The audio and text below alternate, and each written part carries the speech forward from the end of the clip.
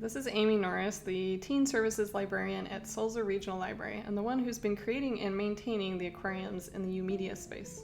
This year, I built an indoor pond for our massive goldfish obliteros, or Obie for short. Obie started out really small, but grew very, very quickly. Many people don't know that common goldfish can grow up to 12 inches long, and the idea that they can stay small depending on their container is, well, not so much a myth, but a misconception. It's not that they won't stay small in a small container, but what you're doing is stunting them, which is like how you would make a bonsai tree. The goldfish may not live as long or as happy of a life in a small container, so I wanted Obie to grow as big as he could. Also, another fun fact, goldfish can actually live a really long time, up to 30 years or more. Obie is currently somewhere between 3 and 7 years old. I hope that we will have Obie for many years to come. So this video is documenting my step-by-step process in making the pond. So first, I got a stock tank. These are usually designed for feeding cattle, but many fish keepers use them for outdoor and indoor mini fish ponds. They're considerably cheaper than buying an aquarium of the same size. This one is 150 gallons, which I read was a good size for a single common goldfish. Here is me inside of it for scale. The thing is, I didn't just want a tub sitting in the teen area. I wanted this to look like a cute little pond with plants and a waterfall. I took some ideas from a guy online who built a similar setup for his turtle, and then I took some ideas from Serpadesign, another YouTuber, from his barrel pond with a waterfall and rice fish. I'll put the link to that video in the description. So once I had my stock tank, I needed to build the frame. I measured the tank and bought some 2x4s from Home Depot. I wanted to make sure the tub fit pretty snug inside the frame. It wasn't meant to hold anything up really, but just provide a nice facade to an otherwise kind of boring plastic tub. Also, the stock tank comes with a drain hole. I've read reviews saying that it can leak, so I sealed it up with some black silicone. I used some 4x4 posts to hold up the sides of the frame. Again, a little overkill, but it allows me to sit on the frame like a bench and use it for holding up plants and things. Also, I used a couple of spare bits of 2x4s to reinforce the longer sides. Then I bought some multicolored slats of thin wood for aesthetic reasons. My original idea was to use stone or even like fake stone vinyl, but one, that will make it really heavy, and I really like the idea of these woods, I really like the look of these wood slats, so I ended up going with these. I put the tub inside after the frame was complete to make sure it still fit. So then we moved the frame over to the corner of the room where I wanted it to be. It was a perfect but very snug fit next to the 55-gallon aquarium that Obie was currently living in.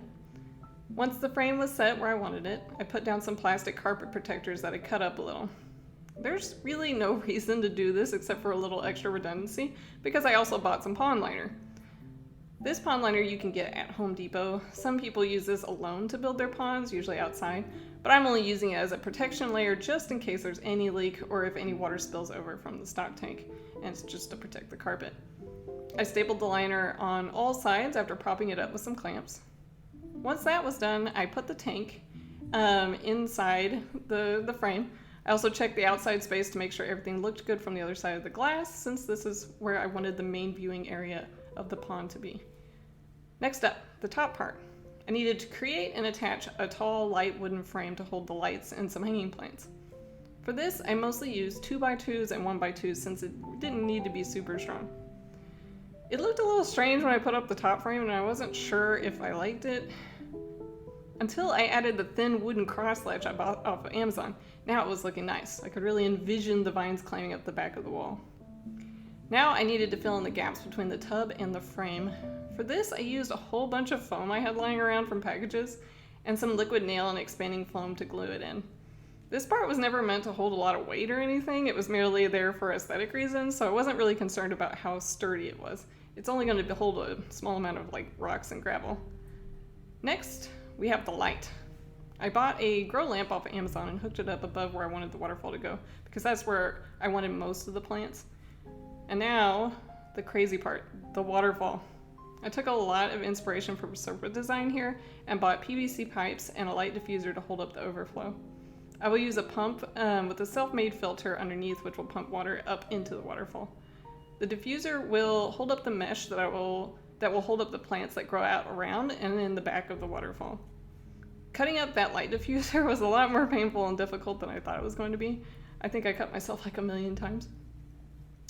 To create the waterfall, I covered the overflow with slate and driftwood and other aquarium rocks I had lying around. I glued it all together with expanding foam. I don't think it's in the pictures here, but I did tie some twine to the light diffuser and attach the waterfall to the tub itself so it wouldn't just fall forward. I did try and cover up some of the white PVC with fake plants, but I ended up taking those out later since Obie tends to scratch himself on the fake leaves. I wish I had used black PVC, but Home Depot didn't have any when I went in. I tested the waterfall with water and tested it to see if there were any leaks, and everything was good. After that, I started adding plants. I added a peace lily in the back, some pothos to the sides to grow up the fence, some Sabrina, and some umbrella palm into the overflow, which ended up growing like crazy. After a few weeks of letting the tank settle and plants grow, it was the big day! Time to add Obie. To speed up the cycling process, I transferred his sponge filter and his canister filter to the new tank.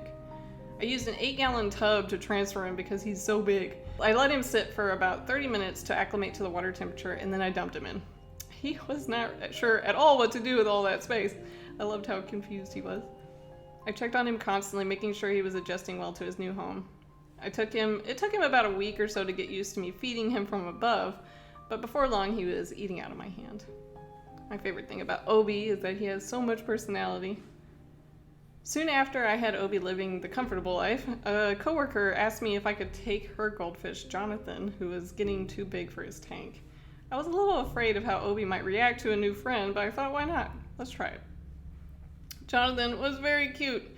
He has a strange little curl to his fins, but he swims fine and eats healthily. I quarantined him for 2 weeks, and then I added him to Obie's pond. They got along swimmingly. Jonathan is like Obie's little brother now, always following him around. Obie will sometimes chase him if he gets too annoying or tries to steal his food. Since then, the plants have been really growing, especially the Sabrina and the umbrella palm. I ended up switching out the stainless steel mesh for plastic, and even in a couple weeks, the root growth was amazing. Fish poop is a fantastic fertilizer, I've found. This video here was shot in March. Sadly, the floating plants and lilies have had a harder time growing since goldfish will eat just about anything I put in that water. And this video was shot recently. Look at that growth!